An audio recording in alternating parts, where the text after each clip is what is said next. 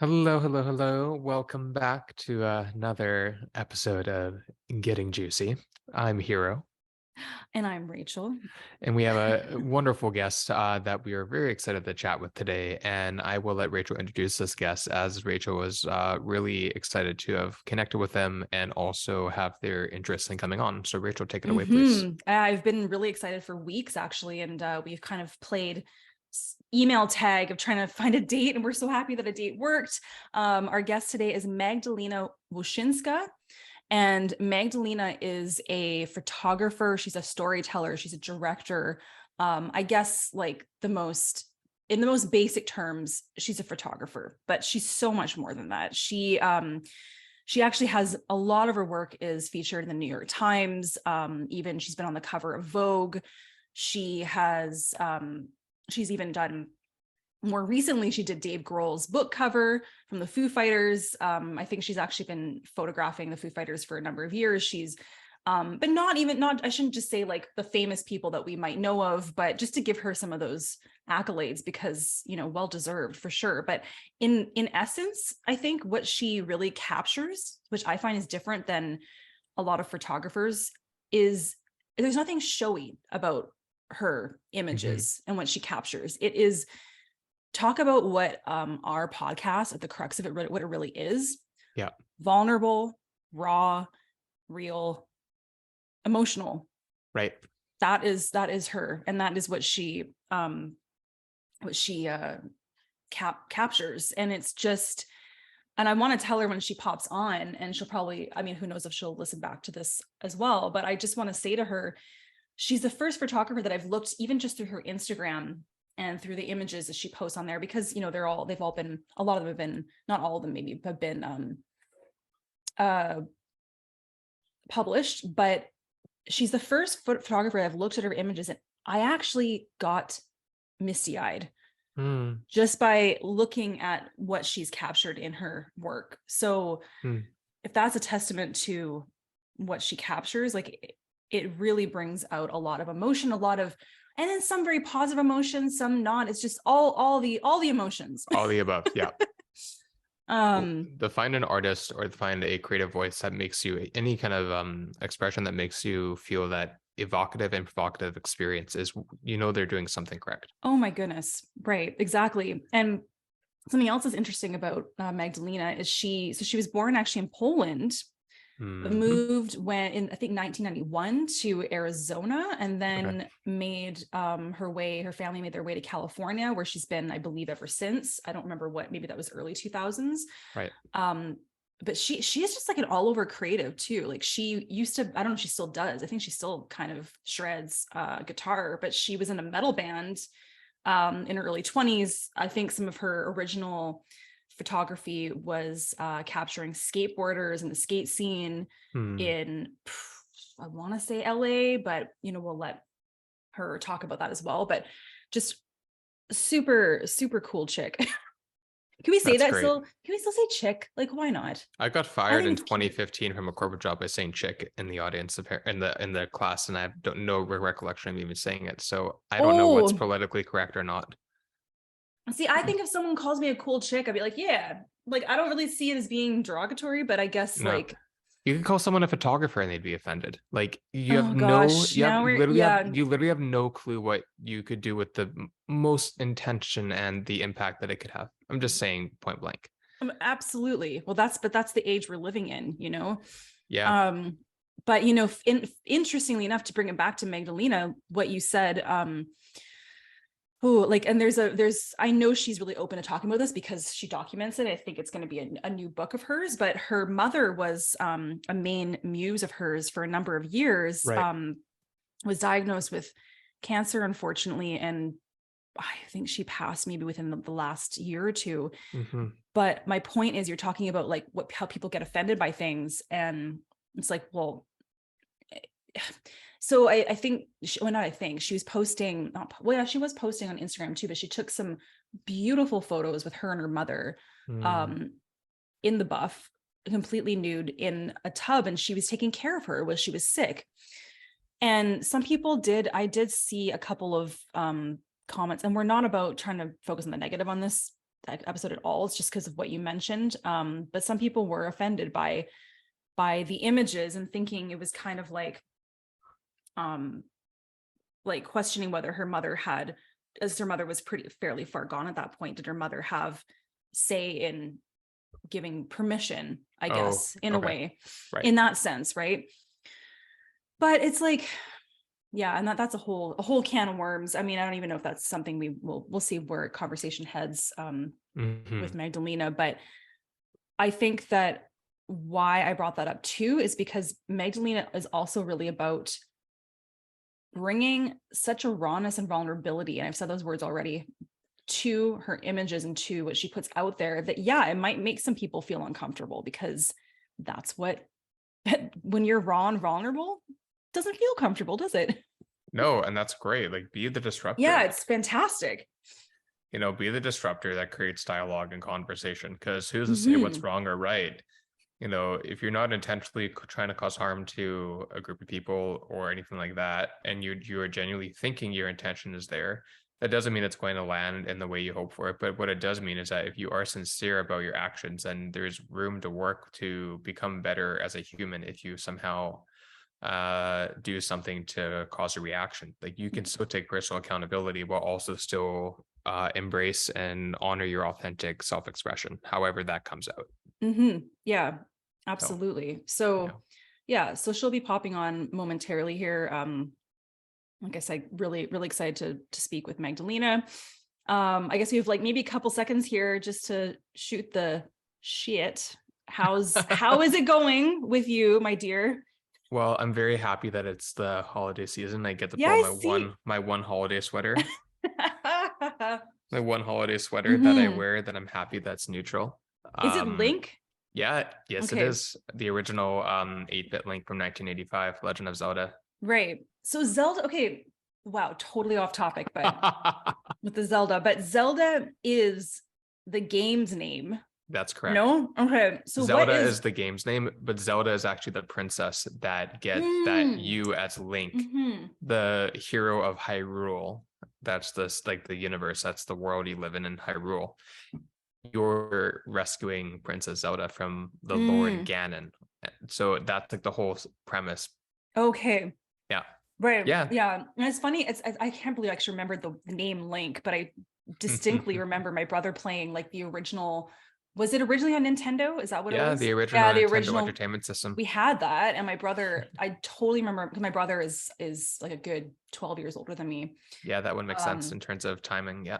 Yeah, absolutely. So that was that was part of my childhood for sure, which is really cool. And then like, did it ever go on? Is it still out there? I mean, sure, yeah, people redo games.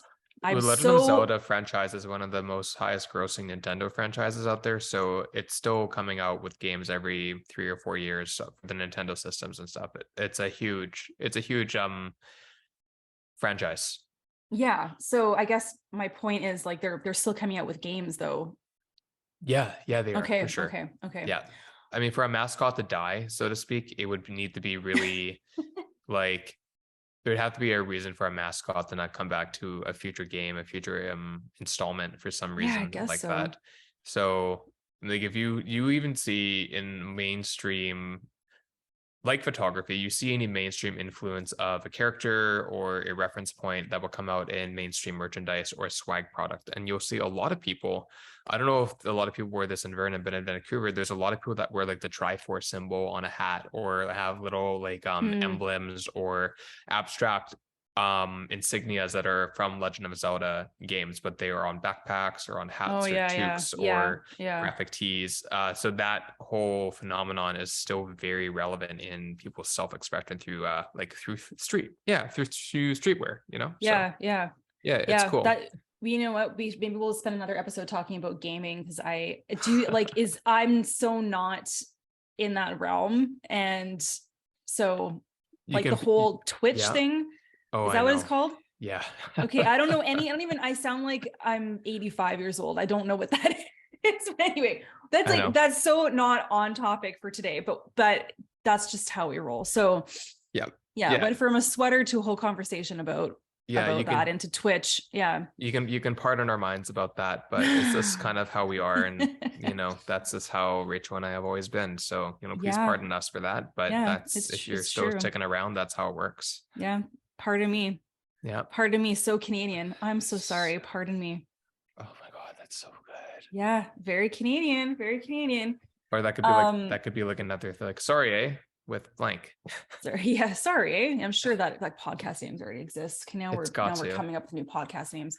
And just because I said it, and that's the only thing I could think of now when I think of Twitch is Twitch, who untimely passing of Twitch, the entertainer, the dancer, the seemingly, like, I mean, we don't know him, but he just seemed like such a sweet, caring, fun guy. So yeah, that was horrible. It just, like, it's interesting how when someone like that can really influence and rock people's worlds when you don't really know them. And I think that why really, and even my mom, even because my mom was a huge So You Think You Can Dance fan and followed Twitch for a bit after he was on and all that kind of stuff. And she even said, she's like, I've been so sad. I said, it's, why? I think it's just because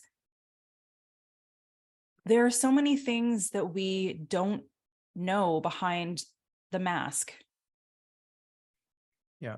Behind those layers, or peeling the layers of the onion back. It's like, you don't know, like, you really don't know what someone's going through, really. Like, and I think sometimes it takes somebody who is in the spotlight, who is, again, seemingly happy, seemingly super successful, solid, a great family, like all those things. That's what you see on Instagram, and again with social media, like being that kind of, we'll go back to that for a sec with social media, right, and with Magdalena showing something that's totally the opposite of that, really.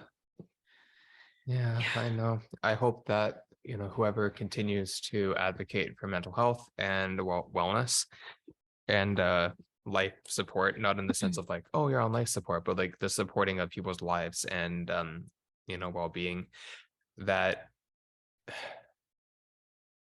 not that, like, if these people are wanting, this is going to sound controversial, but I'm just going to say, if people are taking their own lives, it's hard to prevent them from doing it. They've already, in some ways, depending on how far down the rabbit hole they may be internally, it's not always possible to get enough help to get them out of it.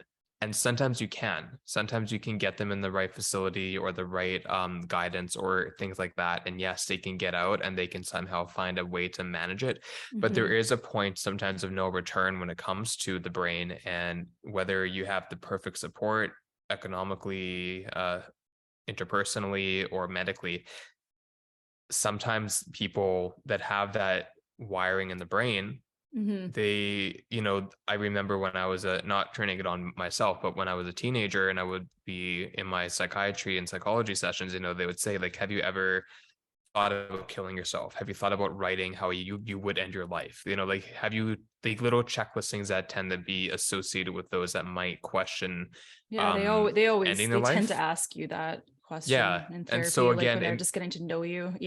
So it makes me think about not just the situation you spoke to, but in general, people who might try really hard to keep their life afloat, especially for those that matter to them within it, like your spouse, your partner, your family.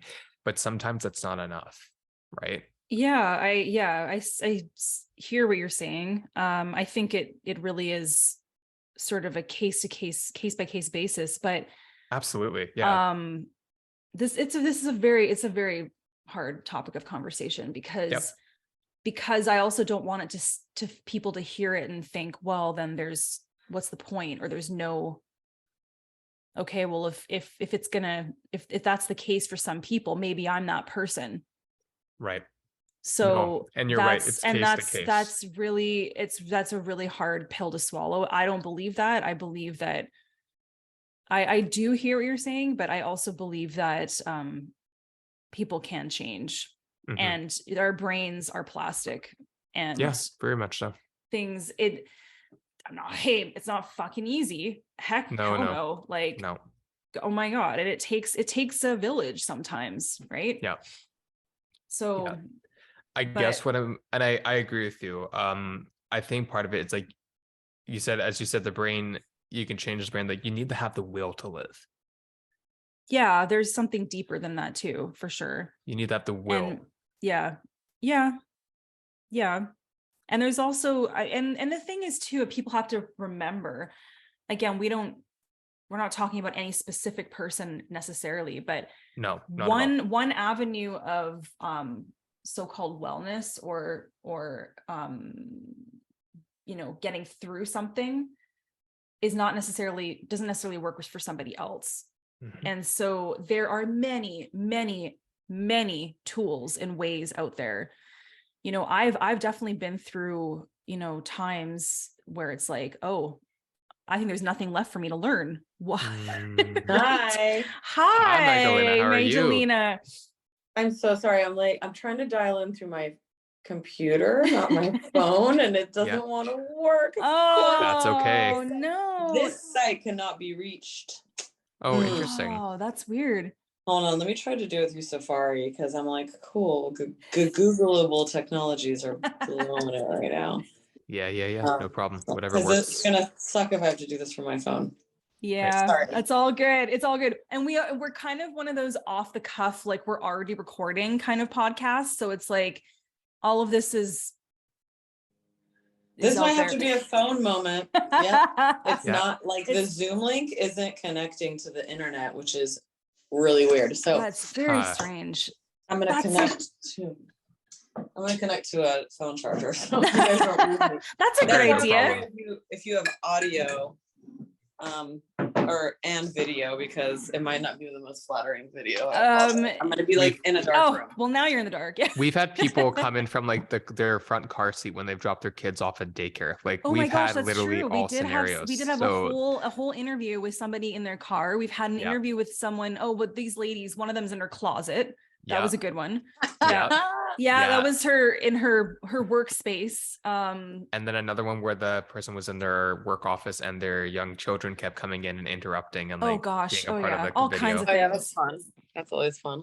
It's so like awesome. I'm trying to find a plug. This is hilarious. You guys are just I love trying to find a plug. It's okay. We get like a little view of your home. Yes. Sort of. You get to see my cooling. I mean, it's so dark. It'd be cool if it was light out, but I know. Hey, that's okay. I know. All right, let's try. Nice rings. Try to see if we can do this. Look, Oh, there's that's a sword. great. We got a sword in the background. Yes. That's great. I love that. That's You good. That's Oh my good. God. And you've got your cozy, like furry, Oh my God, that's your furry perfect. couch.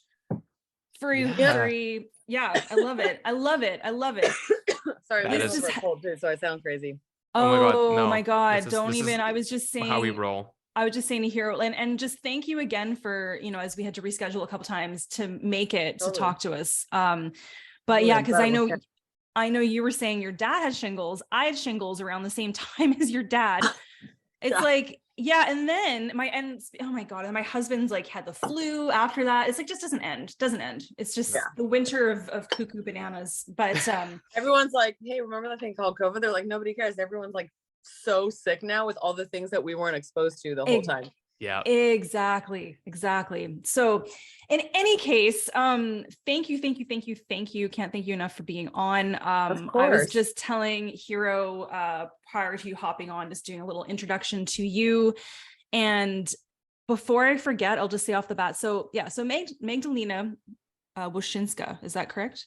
Good job. Nobody knows how to say my name. Amazing. Magdalena. I am going to be totally honest with you. I watched a video of you saying your name and just played it over and over again a few times. Because I'm one of those people, like I'm just like that. I need to get someone's name correct. I'm just like that. I like that you made an effort. Most people are like, Wasnowski. Oh, I'm like, God. there's no fucking I at the end of my last name. Yeah. Is that like from Monsters Inc? It's just that's because masculine Wachowski. and feminine ends with like SKI or FKA. And so okay. Yeah, fair. So Magdalena, you are, I know I'm just going to label you here. You are a photographer. You are a storyteller. You are a director.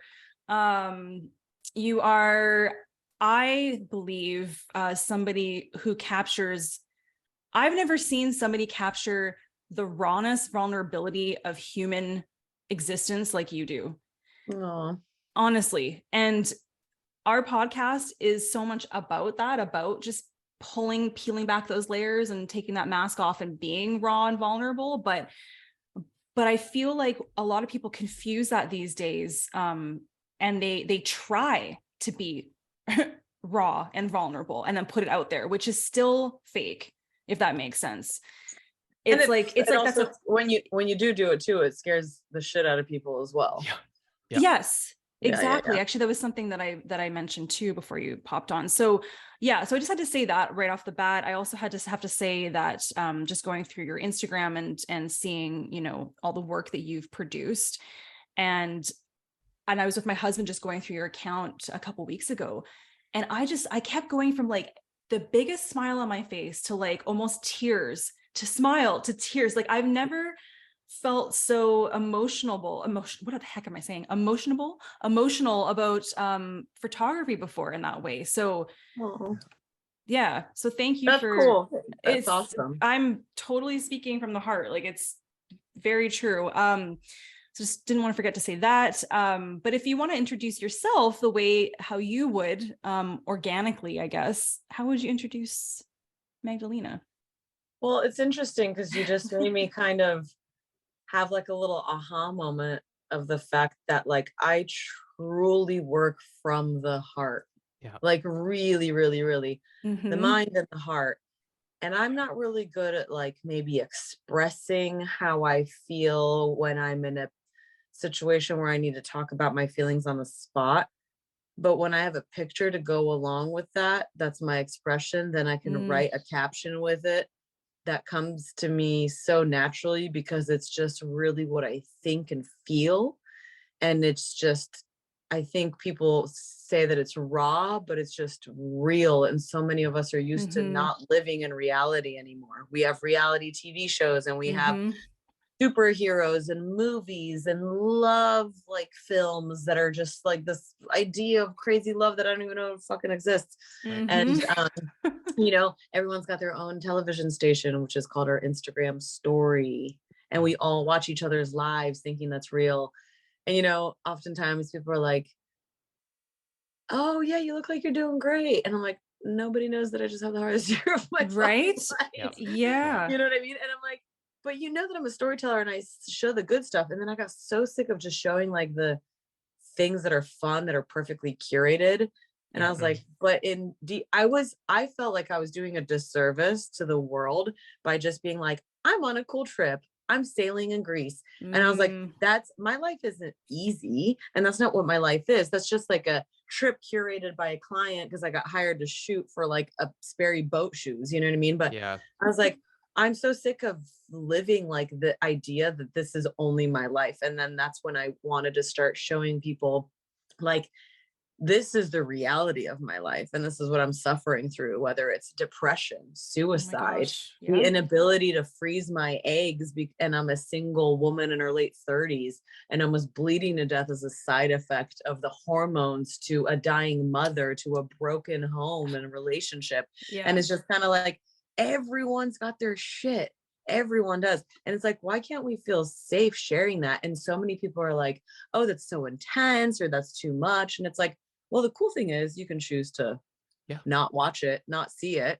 And you know, there's been this have you had people say that, like you had about I mean, like, just in general, like some people are like, wow, that's really crazy that you show that, or that's gross, or things like that, you know, about me. Like people are like, oh, why are you in a bathtub naked with your mother? I'm like, oh my God, what planet do you live on? You know what I mean? I'm like, you came out of her vagina. If you're tripping on like you bathing an elderly woman nude in the tub with her nude, what am I going to wear? A swimsuit when I'm in the tub? It's like, it's my mom.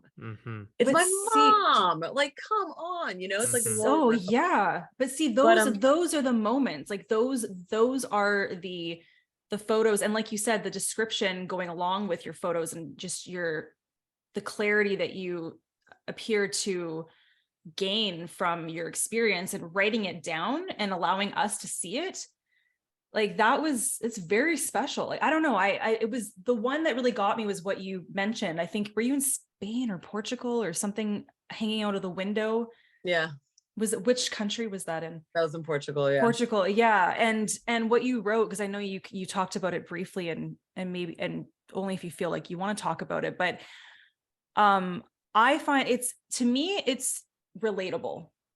Human existence. That's basically what you're documenting. And it's, I don't find, yeah, it's relatable. It's like basic human emotion. Exactly. Yeah, exactly. A lot of people that are not wanting to get there yet, or not doing the work, or that's too sacred or too vulnerable, it doesn't sit well with them. And something that's been a repetitive theme in my life is people telling me how intense I am. And it's hurtful to hear that, because especially in the English language, intensity is considered something negative. Yeah. And I would prefer if people called me passionate rather than intense. Yes. And because it's like a negative connotation, but I'm like, fuck it. I mean, to me, intensity means passion, and there's nothing wrong. I love my intensity because that's who I am. And I think when I write about these intense situations in my life, if you're getting to know me through my work, by the time you meet me, I hope that you don't judge me for being intense, because you know exactly what the fuck you're getting yourself into. Yes. As my friend, as my lover, as my coworker, and things like that. And it's like, I'm just 100% wearing my heart on my sleeve. I'm a hopeless romantic. I'm a people pleaser. I'm a Leo. I'm a lover. I am loyal. And I want to make sure everybody fucking likes me. And I'm just now in my late 30s learning how to have boundaries, and just being like, no. And like, what you say is hurtful. And like, if you can't see me for who I am, you can fuck right off. Yes, exactly. You know? Yes, like, I just don't want to people please people anymore. Yes. Yes. Preach. Oh my God. Like, and also, like, as an immigrant woman moving to this country at the age of 8, coming from like a suppressed communist country, living on food stamps and waiting 5 hours to get butter at the store in Poland, and moving to the like life of America, it's like, you definitely need to feel like you have a reason to be here, to be seen and heard. And thank God I found photography, because it's my way of being able to relate to people. And the minute I learned how to speak English, that was my way to be able to have human connection for the first time in my young life as a girl that was very outcasted by the culture shock of moving to America. And then being able to incorporate that into my work. I am so grateful that like my biggest gift is asking people questions and being curious about them and photographing them, because that's how I connect to humanity. And I couldn't have like been more annoying in photographing my mother of 10 years, but I couldn't have been more grateful at capturing those moments and asking her all these questions that nobody else in the family even knew, because it helped me see who I am, why I am the way I am, why I will be the person I will be in the future in my relationships. And you should just never stop asking questions. It should never feel like, you know, sometimes people say that it's like a burden, or it's a burden, or people are like, oh, that, like, if people don't want to answer, they just can say no, you know. We're all adults here. Exactly. But like, it's people like it's too much. Like, if I'm too much, just, you don't need to be in my too muchness. And I've always had to apologize for being like a fucking ball of fire, like a light, a candle that's always glowing. And it's like, I felt like a lot of times people just kept blowing out the candle. And I just finally recently, just even in the last few years, came to this place where I'm like, I am not gonna like make myself small anymore. And with the work, just being like, whatever it is, however hard it is, I just cracked myself open. And then since I've started doing that in my work, the world has come to me, and I have come to the world. It's been fucking amazing, you guys. Lord. I want to cry when I talk about this, because I am heavy and awesome. Oh yeah. I'm incredibly inspired by you and by what you said, because, and I think I won't put words in Hero's mouth, but I saw a lot of like nodding with what, you know, when you're talking, when Hero was listening as well. But I also, like, you know, having to apologize for being too sensitive oh, you're too sensitive, you're too sensitive, you're too sensitive, you're too sensitive, like my Oh whole my God, fucking thank God you have life. feelings. Imagine if you were just Like, uncomfortably numb your whole life and oh you had my no God. feelings. Yeah, exactly. So that's my thing of, it's just having to apologize for it too. It's just, it's not. Don't ever apologize for who you No. are. You can apologize for your behavior. I can apologize and take accountability for my behavior if it Absolutely. sucks. But Yeah. when someone attacks your character or who you are by the work you do or how you carry yourself in this world, and you genuinely know that you're a good person, then that's on the other people's shit. A lot of times there's just projections of the world upon us. And like Totally. some of the things that might be the most insulting or invasive to other people are my favorite qualities about myself. And that's because they're not sitting comfortably with themselves in that chair that I sit in so comfortably. Yes. Oh my God. I need to Everything take that as a quote. everything that you have put down, it's everything that is resonant to so many things in my life in the last little while, especially through the pandemic and my entire life. And then the actualization, as you're saying, the self-actualization of I'm not playing small anymore. I'm not letting people dictate or I'm not letting myself eat out of the palms of other people and what they can indicate and dictate what I am permitted to do or not do in terms of your professional development or personal advancement or even just feeling your self-expression. And I think the three of us all share, speaking for Rachel too, we're feelers, we're empaths, we're indigo children. Like we are very, very, very sensitive, but very empowered, embodied individuals. And so when we are in this cosm of the world that is kind of starting to wake up, if they haven't yet, or not, still really dormant and probably will never wake up, we have such a leadership to play, whether we embody it or not, to express Exactly. ourselves through our own activism, even if it's just simply showing up and not By even yourself, doing just anything. showing up for Just yourself. showing up. For Exactly. yourself. Showing up first for and yourself. foremost. Yeah. So I And appreciate that. thank you. And it's yeah, like one of those things is like, it's so many people are not used to just people like truly believing in themselves and being okay with like who they are, how they act in this world. Mhm. And then it's like different. And then if it's different, it's bad. But if it's different, it does, just because it's different doesn't mean it's bad. And I'm different. And I've always been different. And you guys are probably different. And it's not bad. No, I can't wait till different is fucking cool in the sense of like emotion. Because right now, different is cool if you have like whatever tattoos or piercings or colored hair, like I did when I was 12. But like, it's like I can't wait that like I can't wait that being different by being overly emotional or being really fucking intense, that difference is considered as something cool. Yeah. I do know. I think it is starting. now. I think it's starting now. My concern and annoyance by how what people think is cool, and they sort of they, oh my God, Rachel, find your words, force themselves to looking that way. So because it might be cool, so then it ends up being fake. So I'm finding, like, for example, and I'll just reference again Instagram and social media, it's like, okay, it's a bit more cool to look vulnerable, to show your emotions, to show your mental health challenges, because that's a pretty big, it's not really as much of a stigma anymore, and it's almost become popular now to talk about your mental health, which I think is amazing that people are actually talking about it. It's phenomenal.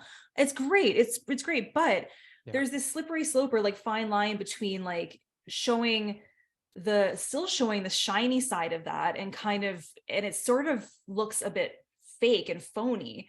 Well, because it's also like, what are you doing about it? And like, are you a victim or are you a student? Yeah. But this also comes down to intention as opposed to impact. And sometimes, no matter how well intentioned you may be in curating a piece of content, as you said, you can't control how people might react or how they might feel.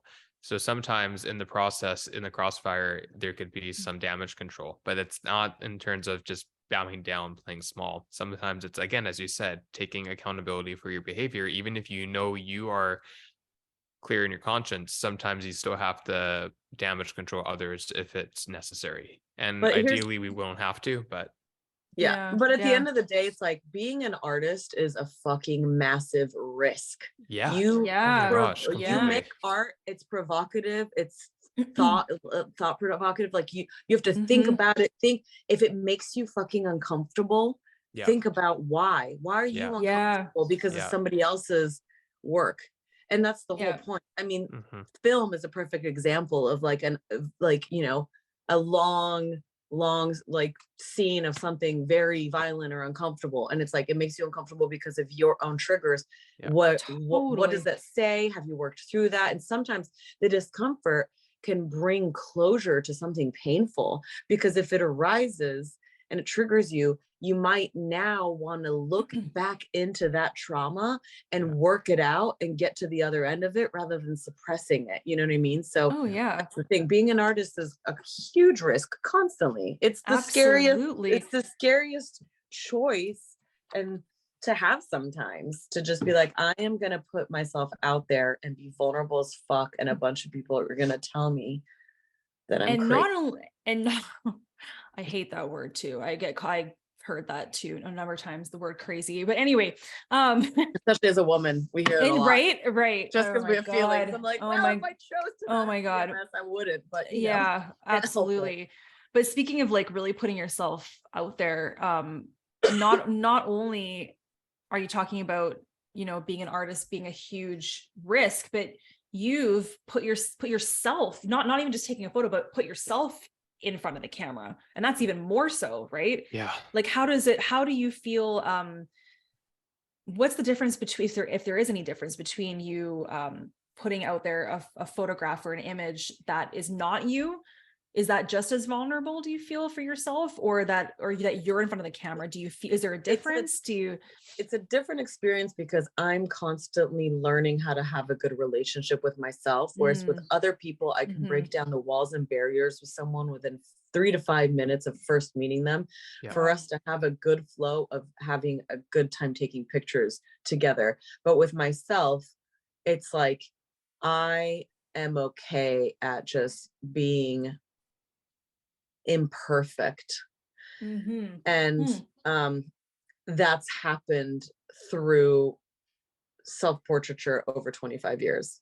Mhm. Wow. Yeah. People are so image conscious, and my job is to make them look the best that they possibly can look, obviously. And with Yeah. myself, it's like, if I take a shitty picture of me, it's like, well, this is exactly what it is, and this is how I feel, and I'm fucking crying, and I have snot all over my face, and there's like blood in the background, and it's like, this is just where I'm at, but I'm documenting life, and that's just like a moment within it. So it's a different Yeah. relationship. Yeah. So love that. Love that so Absolutely. much. It's like, well, and I don't know if you, and again, feel free to talk about as much of this or about as little of this as you'd like, but I know that you kind of mentioned this already, that your mom was a big part of your muse, essentially. Like you've used that word a few times, I've noticed, in your photography for almost a decade, was it, or so? Yeah, like 8 years. Yeah. 8 years. Yeah. Yeah, and it was like, it was so great that well, I can't even imagine if that wasn't a part of my work. I'm so grateful that I started to pay attention to what was right in front of my nose.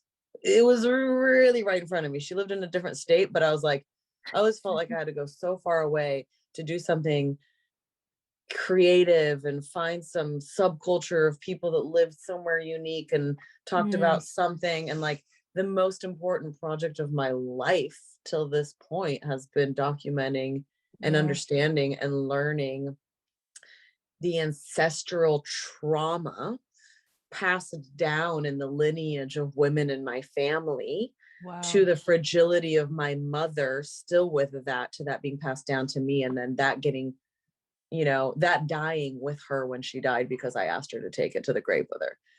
And it's just been such a deep, deep, deep journey. I've learned more from my mom in the last 14 months after her death than I did in the last 10 years of her life. Wow. She's constantly teaching me. And it's like, everything makes sense. All this shit, all this hard shit. You guys, like, I had a really fucked up 3 years. And all this hard stuff just makes sense. It all makes sense. It all makes sense. Everything, whether it's like how it comes to me in dreams or meditations or pictures or writing or whatever it is. And the hardest things have been like the most beautiful journey to a destination that I no longer know what it is. I used to think I knew the destination and the path of my life, and I no longer know. And it's Mm, so fucking freeing. I don't know. And it's like, I just kind of learned how to let go, give up, and trust the universe.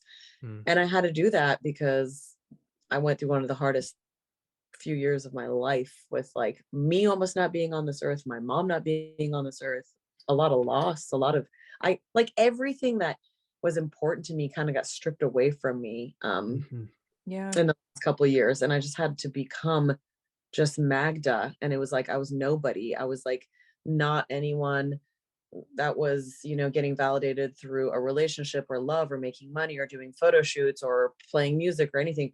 I just became, you know, a person that does kind of nothing and sitting in it. And I sat in the shit for so long that it became like the most incredible time of my life. Like I'm in currently in nothingness. I am in nothingness. Nothing's happening. Nothing's going on. I'm choosing not to even take the initiative to make things happen. And then I wonder if I'm being lazy or not, but I'm just like, nope, I'm supposed to just be, just be. Oh, I don't even how, know if I'm processing anything. I'm just like existing. And it used to be so fucking scary because then yeah. you feel like you're nothing and nobody. But when you go through that, you're just kind of like, this is like the breath of air, like that you hold in and the breath of fresh air before like the next chapter of your life begins. I'm also Mhm. 39, so I'm like, oh, this is what people I'm the call a same age midlife as you. crisis. Yeah. But I'm like, it's not a crisis, it's growing pains. yeah. And like being a very over functioning human being that always feels like I need to go 100 miles an hour and Hmm. having to stop everything because everything that you do to make you who you are gets stripped away from you. Then I even got physically stopped. Like I tore my MCL surfing, and then I had some like other sicknesses this year where I literally physically had to stop. And then Yeah. I was just like, by the time the like last thing happened to me, I just laughed and I'm like, dear universe, thanks. This is Yeah. fucked. Right. But I was like, okay. And lessons and lessons. And it's just getting hammered and hammered and hardships and hardships. And it's like, you think the year is almost over. And then you get that one last thing that's like a fuck you to your face and your ego. But you're just like, okay. I gotta learn. And I'm like, cool. I am the strongest person I've ever met in my life because I am surviving. Oh my God. I love it. That was just Sorry, I'm just like no, going deep on like a tangent of like I love emotions, but no, this is exactly what we're about. Um, there's quite a lot of parallels between you and I with age. Um, I also don't have children. Just I don't even think I really want children, to be honest, at this point in my life. And that's cool. I also, wish I knew I didn't want to because that would be a relief, but I want oh to, God, but I'm okay. single. So it's kind of Oh, like, I'm sorry. it's Yeah, and okay. I shouldn't have said, well, I just for myself, like I No, think it's good it though. I came, like, it's inspiring. well, it came to a point where I'm just, I don't know, we have a lot of nieces and nephews, and you know, you can't always guarantee you're going to have this ideal relationship with your child too throughout your Exactly. life. You can't like, you know, but you can choose to have phenomenal relationships with other little humans. And, you know, my mother, for example, like her aunt who never had children is like, my mom was like the close, there was like her daughter, like her pseudo daughter, essentially, just without all the crazy hardship and and like, you know, all that kind of shit that you have to deal with little Mhm. kids. But where the hell am I going with this? Oh, and also because you did say something that I think both here and I probably maybe our brains kind of lit up a bit, but you mentioned, I don't know if you put it this way, but intergenerational trauma. I know you didn't put it that way necessarily. But Hero and I are grandchildren of Holocaust survivors, so we can also very much, you are Yeah. too? My No. aunts were in the Holocaust. Yeah. Wow. Whoa, Not parents, but no. I mean, my dad's earliest memory was running Wow. through Warsaw in 1945 while the Nazis flatlined Warsaw and he was being carried by his Oh, father, you know, and then all my aunts and uncles got taken to Auschwitz and survived. And one lived in Canada and one lived in Melbourne. holy So there you shit. Yeah. go. Wow. I think my dad's dad was from Warsaw. I can't quote that, but no, it was Poland. And similar situation. He was the youngest of 5 brothers, and then his second eldest brother was actually sponsored to go to Halifax in Nova Scotia here to be with their custom family or something. They decided to stay and study rabbinics. So then my grandfather was their second pick. So a similar story, like went on a freight ship for 3 weeks all the way from Poland to Nova Scotia. And then, pretty soon after, the Germans killed his 4 brothers and his parents, but then my grandfather lived, which is a miracle that, And he was Oh, it how all old? is. He was how old when he left? Oh, he was like 8 years old or something like That's that. crazy, because I was 8 when I moved from Poland to here. It's wild too. Like a lot of times people would volunteer themselves to just, oftentimes they would be like, okay, the war's over. Who wants to volunteer and get on this train? And that was like people's way, the Nazis' way to like conning people into going into a train to go to the gas chambers. And eventually, like, my aunt just raised her hand being like, I'm ready to go because everyone's going to die. There's so much disease and famine. I know they're going to kill me, but I'm volunteering myself to death. And that train actually left and took her outside of the concentration camp. And then she ended up going to Canada after that. And then in that concentration camp, the war did end 2 weeks later, and everyone died from famine and starvation. Wow. So when she volunteered herself, just her own suicide, she was the only one that survived. Oh my God. Oh my God. But it's just like, I mean, damn, if we think we have problems, like, right? Remember that. Yeah. And I do, and I do think about those things too, but it also gives me, I think, more clarity into why I am the way I am, why I do have, you know what I mean? Like, so there's a little bit of both, but yeah, that's incredible. So when you came to, I was gonna say when you came to Canada, you're not in Canada, we are, when you came to the States, you said you didn't speak any English? No, I was 8 and I listened to a lot of gangster rap because it was the early 90s. So I listened to like Tupac and Eazy-E and learned how to speak English by listening to rap. And I think that's why I cuss so much, because all I did was my cuss. God. So my first funny. like introduction to the American language and to like feel tough so I could stand up for myself as an immigrant. That was so weird. With a weird name and weird last name and weird parents that were older with weird last names and weird accent. Like if I cussed a lot, I could people wouldn't fuck with me. Right. Yeah. So then with that said, oh my God. Oh my God. With that said, because communication, verbal communication wasn't really necessarily, didn't come easy to you in English. Were you already at that age kind of exploring or seeing images or pictures as like being able to tell stories instead of verbally? So like when did your your connection to that? Like when I first moved here, I was like, okay, so I would have to read and write in Polish after school to keep Polish alive. And then I'd have to read and write in English, and then I could go play. But by the time I was done with all insane homework, there was really little human interaction, which would have actually been better for me speaking English. But I, after 3 months, spoke English after just going to school, because when you're a kid, you're a sponge. But I wouldn't be able to like watch a little bit of TV at the end of all my chores or homework. So I would watch Aladdin or something like that. And I realized the pictures expressed what was happening. And that's where I realized pictures are a language. Yeah. And I don't know if that subconsciously was like, and then from that language, I can then go to school the next day and say, that color is purple. That's what you call purple. Aladdin has purple pants on. Right. And my favorite color now is purple, and I wear purple. And so I think that started accidentally happening, but it wasn't until I was like 12. Like my dad always was kind of taking pictures, even though my mom and dad were both psychology professors. My dad was kind of taking, I don't remember him taking pictures, but I'm looking back at the archive and I'm like, who shot all these? And it was my dad. Right. So my dad always took pictures, but I think I kind of was like, I don't know. I had a point and shoot. I started taking pictures when I was like 12-ish. And then like, I really was like, okay, I'm going to take pictures when I was 14.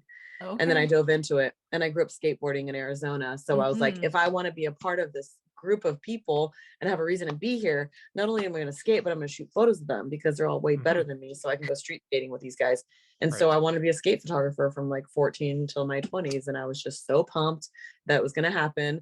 And it was going to be my life and career. And, you know, luckily it didn't work out, because it's like my career went to the way. Something else did. And also like, I remember having like an interview at a skate magazine. I don't remember if it was Big Brother or Slap or something, when I was like 19 or 20. And I showed them all these skate photos I shot that were like decent, but it wasn't not anyone knew. It wasn't like any famous skaters. And they were just like, oh, no one's going to take you seriously and take you on tour. They're either going to want to fuck you or they're going to like not take you seriously because you're a girl. And I was like, huh? And then that was like my first experience of like, oh, this is what it's like to be a woman in a man's world. Because in the 90s, girls were not hanging out, skateboarding and shooting photos. Yeah. Definitely Yeah. not photos. Yeah. And so funny enough, I'm in the process of working on a book of pictures from my first photos ever from when I was 14 to now of skaters and skateboarding. Wow. So it's an archive of 25 years. Oh wow, God. that's Very amazing. cool.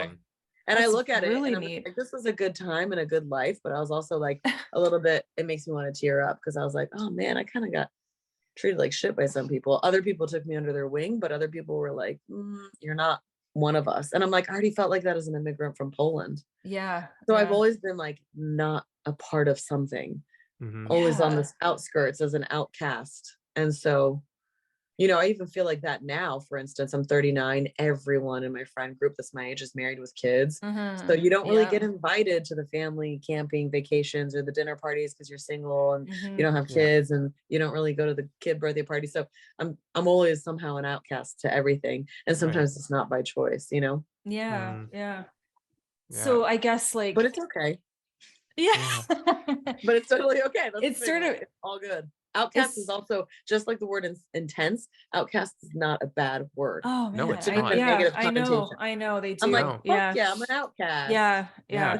And you also find those that I hate saying tribe, but yeah, like when you say outcast, I think about tribes. Like you find your groups of people, you find your peers who are really there to learn from each other and really take life experience by the balls and say, this is what's happening and this is what we're going to do about it, and we can all be accountable for each other, And we were like in a group of misfits, and I think that's what skateboarding was for me. I was like, oh, I'm a part of this group of misfits. And once I was in it, it was cool because I was like a part of that family. It became my family, but I was still an outcast in skateboarding as a woman in the 90s, as a female skateboarder and as a female skate photographer. So there was still that idea of being outcasted. So what I did in turn of feeling outcasted is I kind of just became a guy.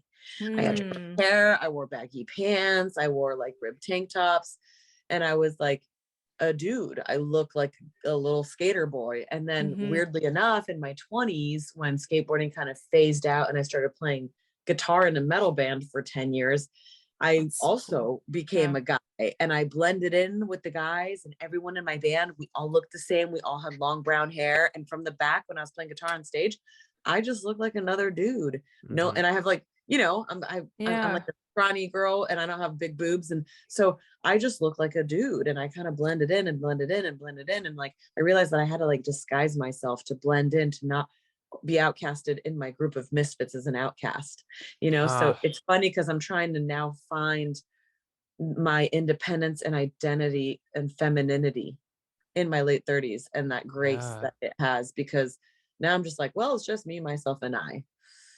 Where's the woman in me? Because I've been a man my whole life.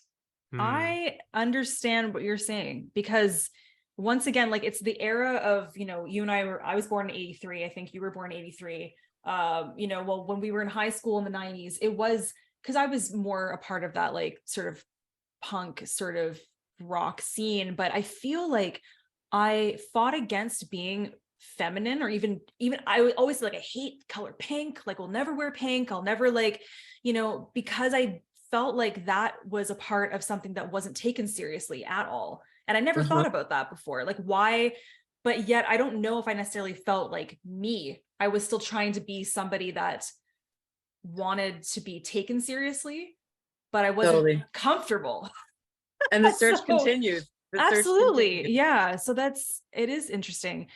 So when in your career, I guess, so after, shooting skateboarders and whatnot, being in a metal band, when was it that you felt like, okay, this is maybe you still haven't felt this way, this is it, like I've made it, I feel like, I've started to make my mark. I know that's such a weird thing to say, because I feel like we're always working towards, growing and working and getting better and all those kinds of things. But I mean, the thing about photography, it's like playing the piano or the guitar. like you can never you never become the best. And there's no such Right. thing as making it. There's no such thing as making it. Sometimes you're up and sometimes you're down, and sometimes you're up higher and sometimes you're down lower. And sometimes you're just like, oh shit, I didn't even know I was going that direction, but that's interesting. Yeah. That is something that I don't know if I'll ever make it, but I will say in the last few years, I finally allowed myself to receive the title of being an artist. I always told people I'm a photographer, but when I was able to express my emotions through my images and my heart was in my pictures, that's when I was like, I'm an artist. And that's not making it, but that's a very fragile title to carry. Yes. And it's a title that's deserved and earned, not just taken or given. Yeah. So I think that's been one of the best things where like the dialogue around my work changed when I started being able to express how I feel. I love that. That's really well said. Yeah. Yeah. Cause some people could see, they look at your, quote unquote portfolio of what, your work, and they see, and that was, I'll be honest, that was me. Like you look and you see familiar faces. So you see Joaquin Phoenix, you see, George Clooney, you see Dave Grohl, and it's the familiarity. It's like, oh, well, she must really be it, maybe because which is funny because those are photo shoots for like $2 for an editorial, and it's just like you do it for the honor of meeting the person. It's not something that like you're making money off of. You make money off of advertising. We would not know that. So I make money off of advertising. I put that back into my personal work so I can self-publish my books, which is like my street photography, being a documentary photographer and taking pictures of like skaters or my mom.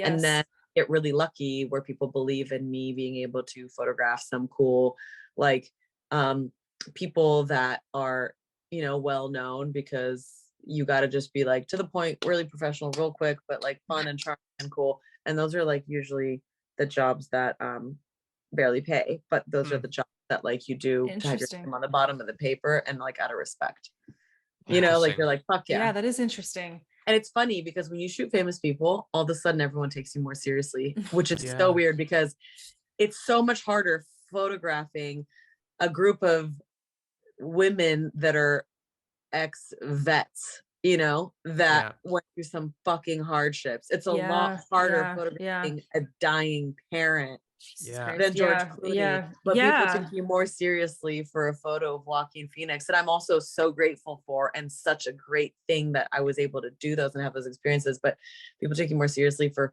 famous people they can relate to rather than moments in life that are relatable. Because guess what? Every single person in this world will lose their mother. Yeah. And every person will die. Yep. That is just like, duh. And it's like, those are the most relatable moments. But those moments are uncomfortable, so people run, and they'd rather look at Dave Grohl smiling. Well, yes, and also what I would say to further justify what you're saying is that people are always chasing the fantasy. They're chasing the illusion. They're chasing the delusion of feeling that equals contentment. And contentment. We got so good at that. We got so good at that especially because of social media. You know what I mean? Well, it's all media related, and the real social media is our surroundings in real life. In the respect that our perspective, our reality or so-called reality is the perspective that we interpret from what we see around us and the dialogues that happen around us. And when you're speaking about that contentment of being just feeling and being versus thinking and doing, you said that very clearly as well. And I can resonate with that too. When we're constantly trying to distract or fill the void or fill the gaps, because we think in our brain, you're just running. Yeah, you're just running. Exactly. And that's not a sustainable pattern. You can do it for a while, but eventually your mind and your body, as you said, will give you signals which will burn out. And that certainly happened to me multiple times. I might have about 9 years of experience to catch up to the two of you, but as far as lived experiences, it has definitely taught me over the last decade. And I think, as you said, only probably in the last 3 to 4 years has it really started to hit home of like, these experiences are important to reflect on, but to realize that now you have you as an I or you as in the human have the tools and the awareness if you want to tap into them and just feel the moment and not apologize for who you are, to stand in your own empowerment, your own embodiment, and know that if others have an issue with it, that you are completely unfazed because you're just being who you are. And that's in how you show up as an artist as well, as a human. And yeah, and when you're in a situation where like, you know, your truth, when other people don't like you or they say something about you that like could be triggering, it won't bother you because you believe in yourself, because you have a relationship with yourself, and maybe because you finally like yourself. Isn't it weird? I feel like the purpose of life sometimes is just simply to get to know yourself enough to love you. And how many people do you know that actually have a relationship with themselves that's healthy, that they like? Because usually it's external. It's the love they have for a partner, kids, their job, alcohol, sex, you know? And it's just like, how many people, not that I'm a master of it, but I definitely just kind of didn't have a lot of options but to just hang out with me. You know? And that's so true. I do not want to forget to ask this question because I was looking at the time too, and we value your time because I know we got to go in like 10 minutes. Yeah. Okay. No problem.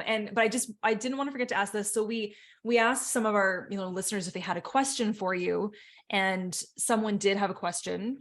And their question is, and it's all on the same level as what we're talking about actually, is have you ever taken someone's photo, anyone who let me phrase this properly. Have you ever taken a photo of someone that for them, it's changed their perception of themselves once they've seen it? Yes, 100%. Yeah. And luckily for the most part, for the better, they were just like, oh, I've never felt so beautiful.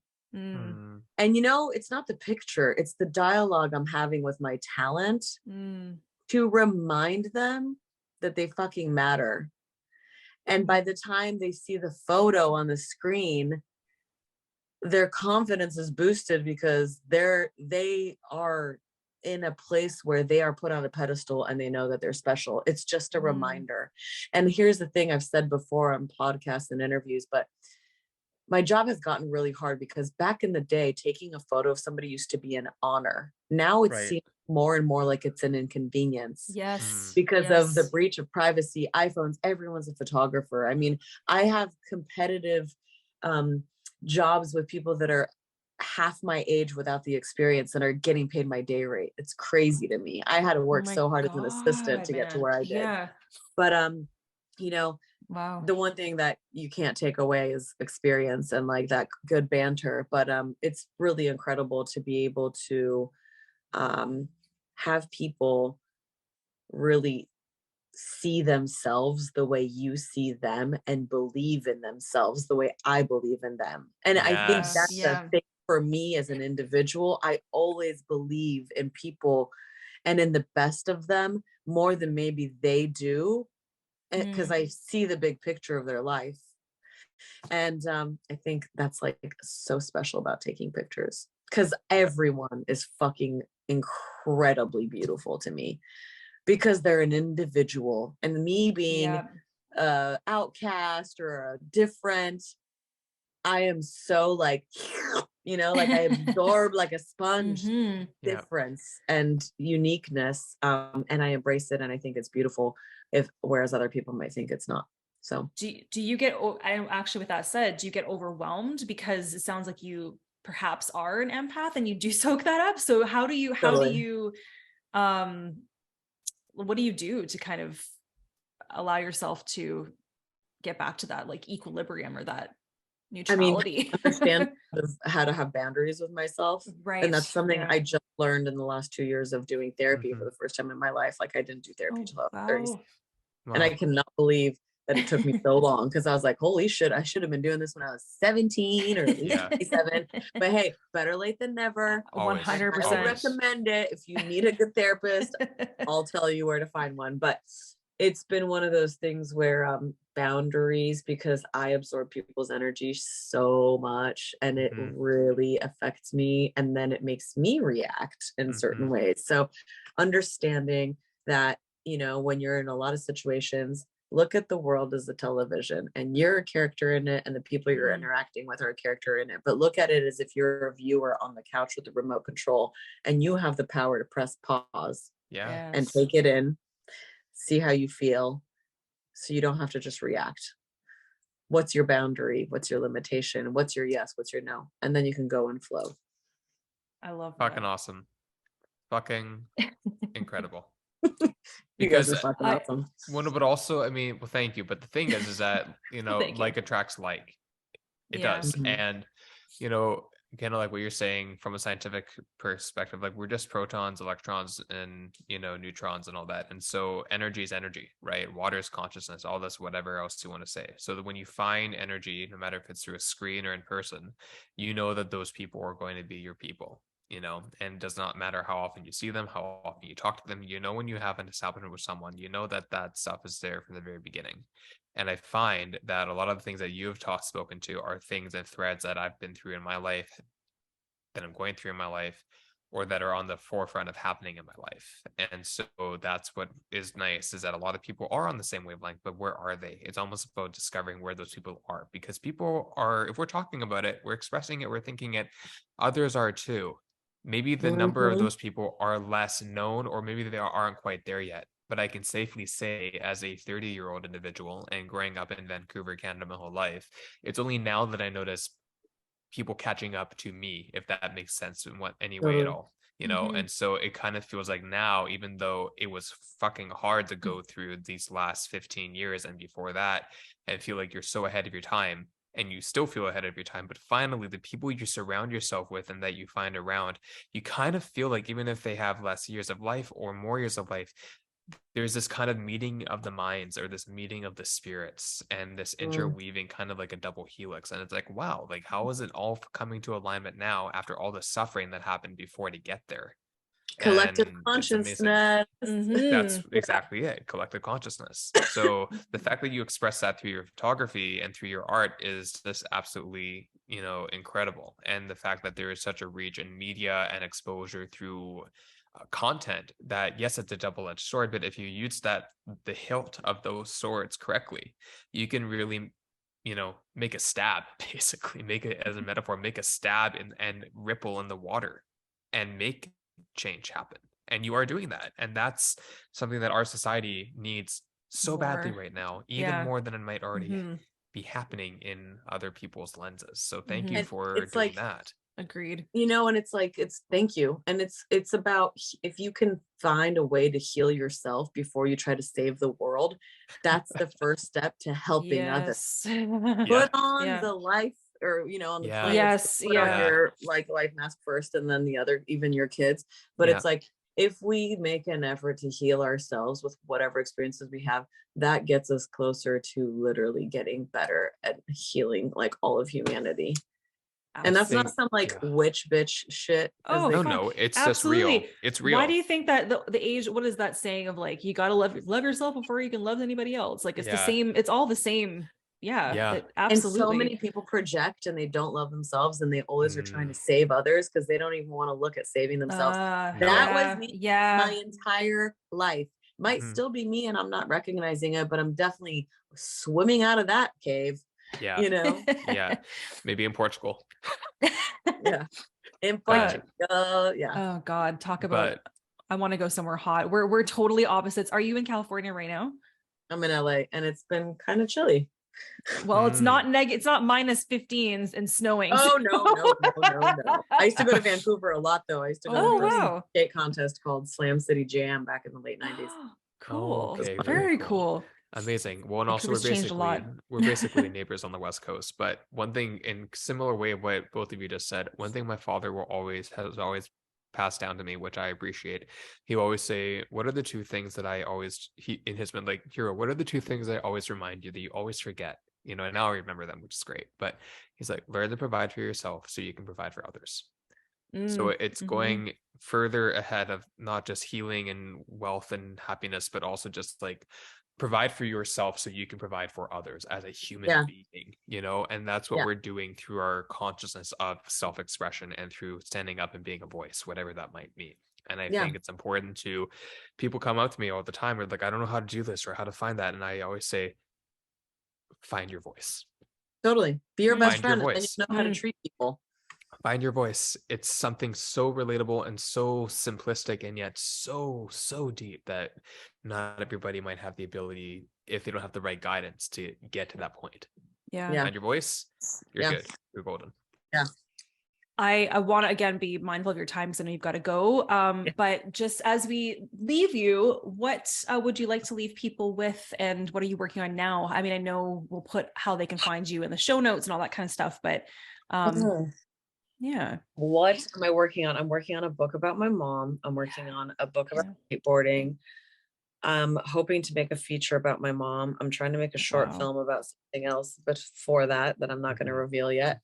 And I mean, it's like, I don't know, it's that we've talked so much about photography more than just like being a person in the world, but it's just like, if I can leave people with anything, is like what I just said, is be your best friend, because then you can show up for others. Like, that's the most important lesson I've ever learned in anything. And if you can do that to yourself, I feel like you can then have like belief in yourself that you can do that photo project that you've always wanted to do, or start that band you always dreamed about, or be a better mother or father or boyfriend, girlfriend, or lover, or be a better, you know, just coworker, or be a better pastry chef. I don't know, just like, you got this. We all fucking got this. Like, we do. And when you wake up in the morning and you know you do, like, the day can get better. And I know some people are in really hard situations, and life is really, really tough.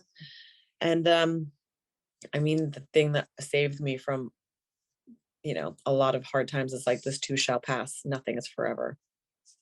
Yes. Yes. Thank you for that. And thank you for that reminder. Yeah. I need that daily these days. Me too.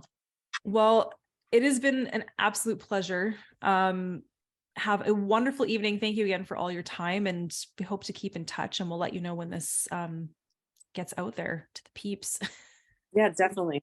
And anytime you guys are gonna let me know, we should go get coffee. That would be great. I would love be that. more than happy. Anytime you're in Vancouver, please let us know as well. If you have our contacts, so please keep in touch. You know that we would be on the at a coffee shop for like 18 hours talking. Yes, I do. Yeah, for sure. We'll go to a coffee shop where that's open 24 hours, so that way they don't kick us out. There's a couple downtown. Yeah, totally. Oh, I love that. You guys are awesome. Thanks so much. Thank you. Awesome. Okay, no problem. Keep in touch. All right. Take care. Have a good night. You too. Bye.